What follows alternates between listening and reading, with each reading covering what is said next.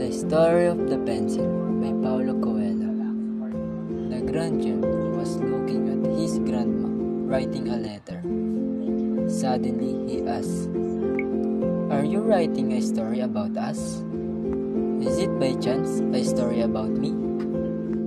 The grandma stopped writing, smiled, and said to her grandchild, "Indeed, I am writing about you. However, more important than the word is the pencil I am using. I hope you will be like this pencil when you grow up." The child looked at the pencil curiously, but could not see anything special. "But it is exactly the same as every other pencil I saw in my life. It is all in the way you look at things. There are 5 qualities in that pencil that,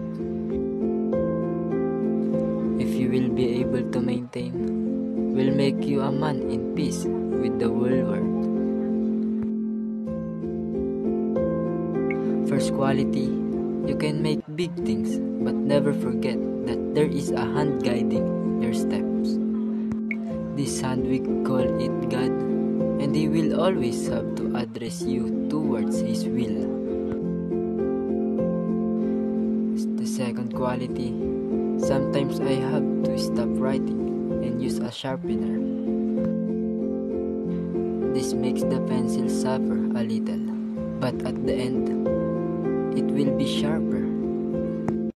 So, learn to bear a little pain, because it will make you a better man. Third quality, the pencil always allows us to use an eraser to cancel mistakes.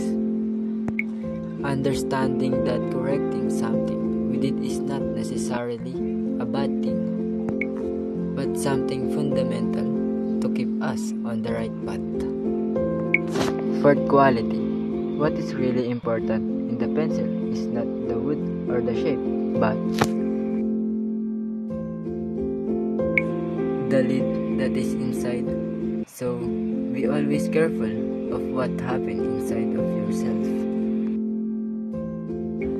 At the end, the fifth quality is always leave a sign.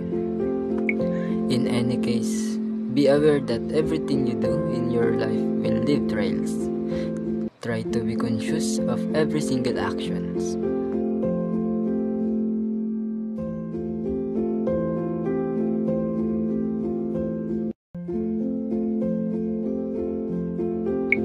The Story of the Pencil by Paulo Coelho.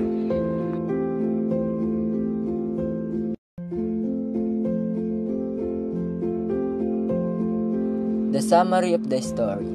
The grandchild sees her writing and wonders if it's a story about them.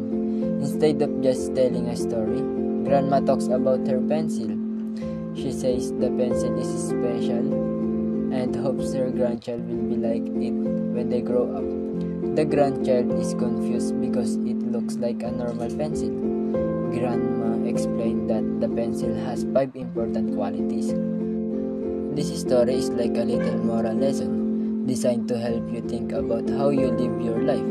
It encourages you to be a good person and to make good choices.